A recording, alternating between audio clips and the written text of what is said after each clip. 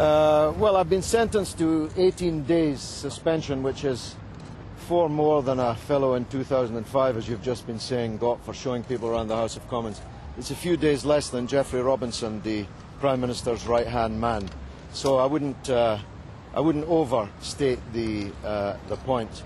It's clear from the reading that I've been able to do of the report that what's really upset them is the fact that I robustly defended myself. They say that if it were not for the criticisms I've made of the process, of the committee, of the Commissioner and of some of the witnesses, I would have been merely asked to apologise, which seems remarkably thin-skinned for a group of politicians. They seem to be oblivious to the grotesque irony of an overwhelmingly pro-war Parliament censuring one of the leaders of the anti-war movement for the way that they conducted the anti-sanctions, anti-war campaign. You would have thought that these people would have wanted to draw a veil over all matters Iraqi. The most important point of substance I wish to make is that yet again it has been found by the Commissioner that I did not benefit personally by a single penny from Iraq, from the Oil for Food programme, or from any other Iraqi source. In fact, the Commissioner makes this point no less than 6 times in his memorandum, which I think you have access to. That's the most important thing for me, because the rest means we're arguing about the funding of a political campaign. Now, again, I would have thought that the people in the building behind me are probably the last people on the earth who have any right to criticise anyone for the way they fund political campaigns. This is a Parliament that's full of party donors, some of whom are convicted fraudsters, convicted thieves, and indeed in the last few days a convicted rapist. This is a Parliament full of politicians who have refused to hold any inquiry into a war which has cost the lives of hundreds of thousands of people, but has spent 4 years inquiring into one of the leaders of the anti-war movement, only to give him 18 days suspension, and not for the reasons complained of, but because of the robust way in which I defended myself. In other words, I should have kept quiet and allowed my betters to dictate to me. Well, I'm sorry, that's not the way I work. I challenged everything that Sir Humphrey and Sir Bufton and Sir Tufton put to me, because the points they were putting to me, and this is now acknowledged in its most important respects, were false. I will not allow people to make false allegations against me. I just give you one and then I'll take your questions. I just give you one. Sir Humphrey, or whatever his name is, the Parliamentary Commissioner, put to me that £13,000 had been paid by the Mariam appeal to someone called E. Lang, E.L.A.I.N.G.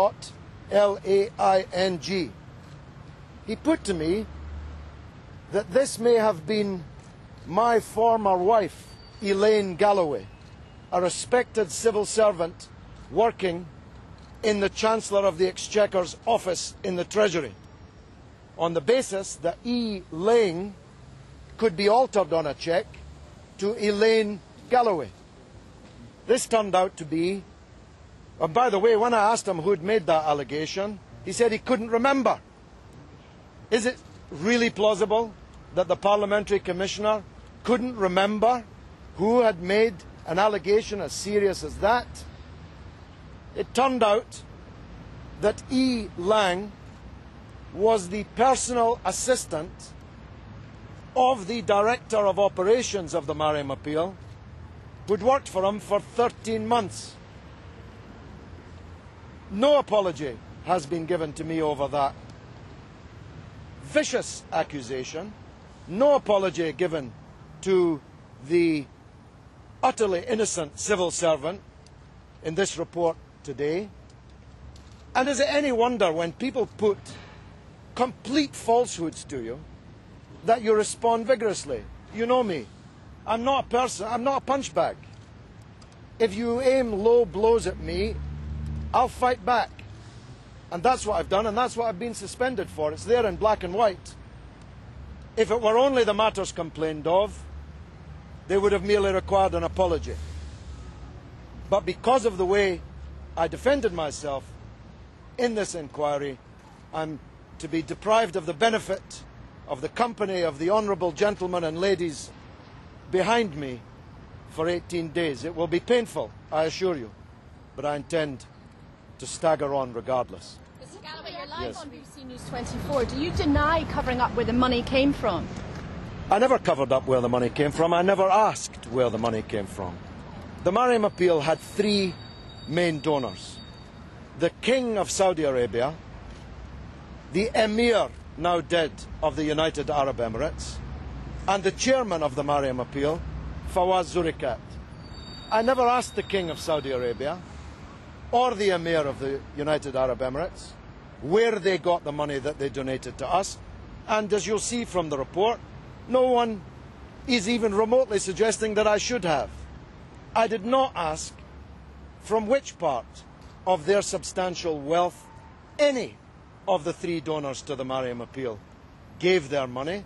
I was merely glad that they gave it. I was campaigning to stop sanctions and war on Iraq. If these people behind me had listened to me, hundreds of thousands of people now dead would still be alive, and Britain would not be in peril here at home and around the world. They should be striking a medal for me for my work on Iraq, not suspending me. These are the people who have brought Parliament into disrepute. These are the people who gave a standing ovation, tear-stained standing ovation, to a man, Tony Blair, whom most in the world believe to be a war criminal, just a couple of weeks ago. And they want to censure me, the person who, more than anyone else, told them they were making a terrible mistake.